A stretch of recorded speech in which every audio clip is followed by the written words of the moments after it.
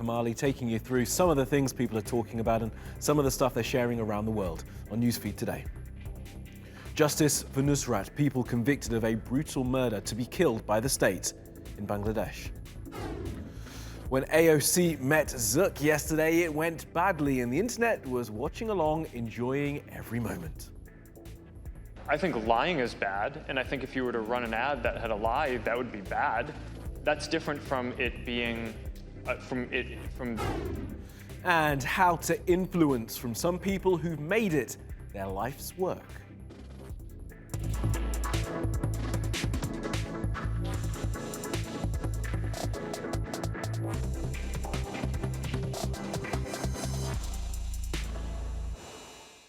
And it's top of our newsfeed, Justice for Nusrat. Now, back in April, 19-year-old Nusrat Jahan Rafi was attacked and burned to death in Bangladesh. Today, 16 people have been convicted and sentenced to death for her killing.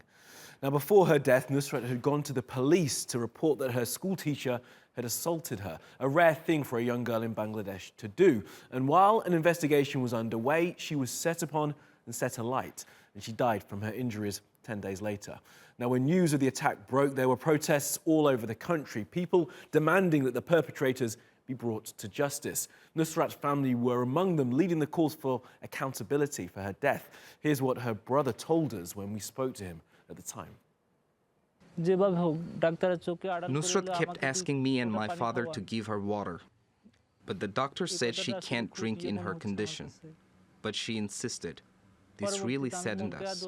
Please pray for my sister and her departed soul. Well, now that 16 people have been sentenced to death, has justice been served? Jagruti has been looking at how people in Bangladesh are reacting on social media. This case has caused widespread protest in Bangladesh, and many people have been following the trial very closely.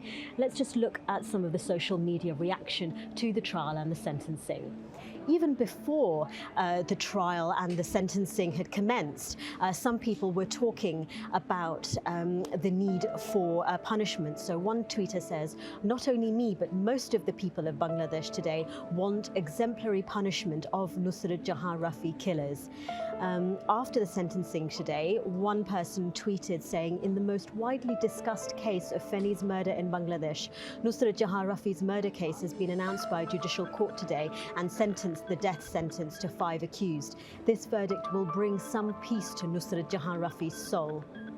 And then finally, Tamira here says, "Glad to see justice for Nusrat Jahan Rafi and men not getting away with whatever treatment of women and girls they feel justified by their anger, but not a fan of the death penalty. Who of us is worthy of determining the judgment of death? Murder for murder doesn't seem productive." Now, this is a case that has shocked many people in Bangladesh. It's a country where it is unusual for many women, and indeed across South Asia, for women to report cases of sexual harassment to the police. The prosecutor today said that the verdict proved that nobody will get away with murder in Bangladesh.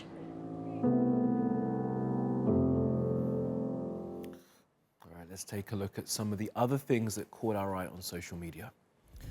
Well, Mark Zuckerberg, that Facebook guy, was questioned by American politicians yesterday, and it's been called out for a typically robotic performance full of platitudes and obfuscation.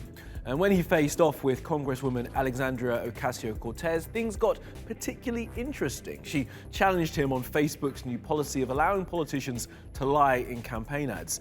His answers were, in the internet's opinion, unsatisfactory. Do you see a potential problem here with a complete lack of fact-checking on political advertisements? Well, Congresswoman, I think lying is bad, and I think if you were to run an ad that had a lie, that would be bad. That's different from it being, in our position, the right thing to do to prevent your constituents or people in an election from seeing that you had lied. So you won't take down lies, or you will take down lies? I think it's just a pretty simple yes or no.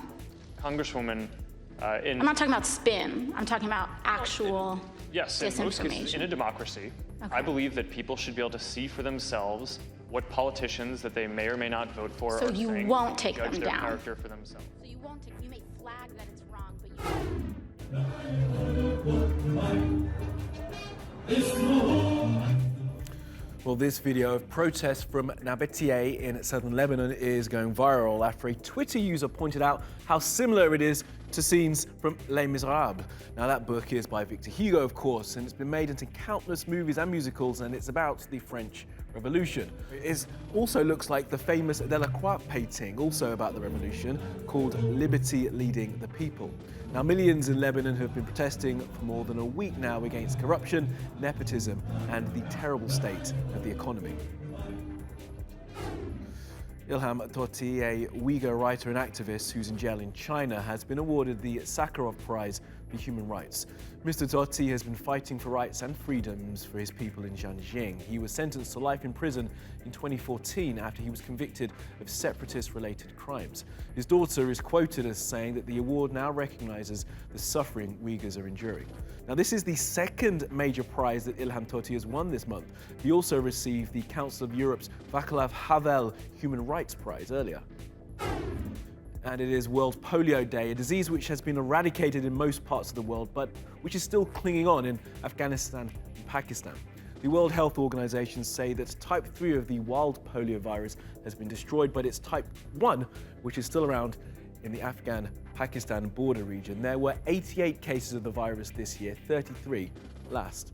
Now, unmonitored movement of people across the border, vaccine resistance, and the reluctance of people to get vaccinated because of conspiracy theories over vaccine efficacy are some of the reasons for the disease's spread.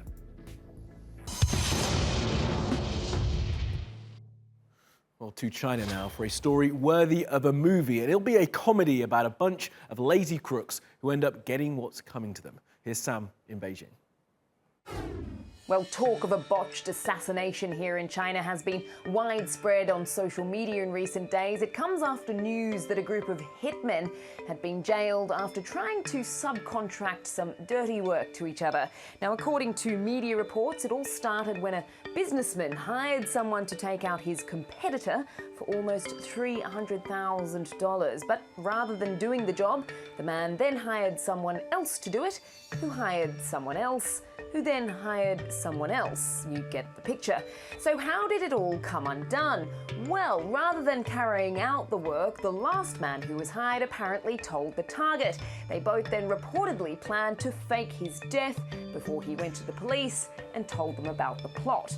Now, this all dates back to 2013, but it wasn't until last week that the 6 hitmen were given jail sentences between 2 to 5 years. Now, this certainly caught the attention of netizens across the country. It was one of the top trending stories on Weibo, that's China's version of Twitter in recent days, with some 29 million views. One person on the country's popular messaging app WeChat said, "Even a movie director wouldn't dare to direct a movie like this," while another person said, "It makes me feel like studying to become a lawyer." Now, there's also been a lot of talk online about the money involved in this, as well as one's loyalty to their boss.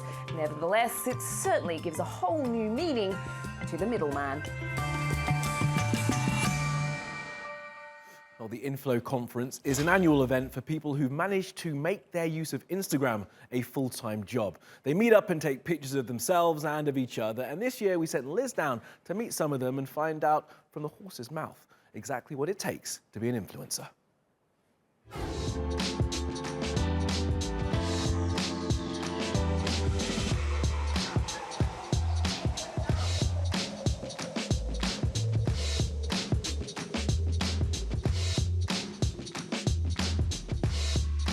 Hi, so I'm Neha Saxena and I'm from India. My Instagram account, it's all about lifestyle, fashion and travel. It works really wonderful as a business because you get a lot of opportunity through Instagram, and earlier it was only uploading your personal pictures and it was just a casual thing, but now it has become a business. You click high-res pictures, you upload a good edited picture, good content, and that is the thing which gets you more business. So that's how you grow your Instagram, that's how you grow your audience. So that's how you connect with your audience also. I think my account, I try to keep it as natural as possible, and I try to show people what exactly I am. I am not pretending to be someone else or to be copying somebody. Love to show people what I am in real life. So that's what I'm portraying on Instagram.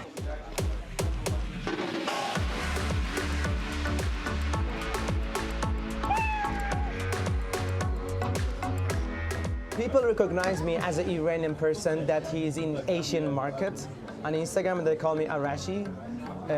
Lots of people, they call me Pinky Boy, Colorful Boy, and yeah, a crazy Iranian guy in China. Posting about funny videos, motivation and positive videos. And lots of anti-fans, they're gonna give you negative energy, but I mean, never let the negative energy come to your positive energy. I really don't care because I'm totally sure about myself. So it's like, even I like them, and lots of my fans are telling me, why do you like them? And you know why do I like them? Because they need to be seen, they need attraction, they need love, So they are saying some, negative comments. So they would like to let other people know them. So that's why. But so I just like them to say, okay, you are a good person, you are perfect. Okay, go, next comment. My plan is like for 5 years because I have no idea what is coming after 2 years, 2 years. In China, every year, one application is really famous. Every year they change. But I think Instagram is already 5 or 6 years, something like that. I took Instagram as a fun. But after I took it as a fun, I thought, wow, this is going really deep and it's going really serious. Some of my videos get 2 million views.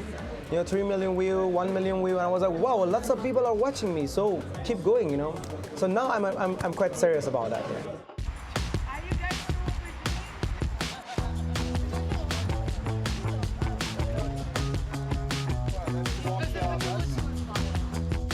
My name is Teresa.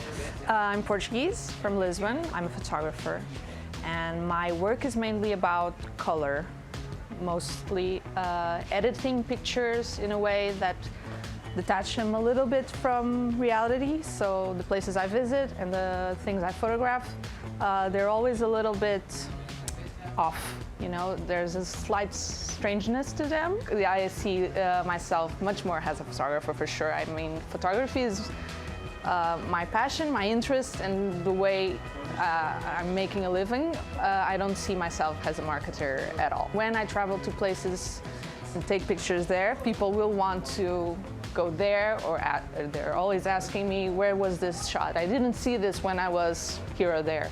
So in that sense, I can influence people to travel, I can influence them to buy a certain camera, use a certain software, but I don't see it as my goal or it's not a purpose I have. The biggest advice I can give to anyone, I guess in any trade, is to spend time learning what you want to be good at. Spend a lot of time in it. Like, if you want to be a good photographer, you have to spend a lot of time photographing, learning, and that would be the same with influencing. If you want to build a blog, be a lifestyle, you have to read about it, see people that you think are good, what are they doing, how are they doing it, spend time doing what you want to do. So after spending the day with some pretty successful influencers, these are Newsfeed's top tips for becoming one yourself. You need to find your niche, find something that's going to set you apart from the millions of other accounts out there. You need to feed the beast. You need loads of time, loads of energy to be constantly updating and interacting with your followers. You need to be super authentic. You need to be yourself because no one's going to buy anything that they don't believe you have bought or enjoyed yourself. And lastly, ignore the haters, ignore the trolls, and just you do you.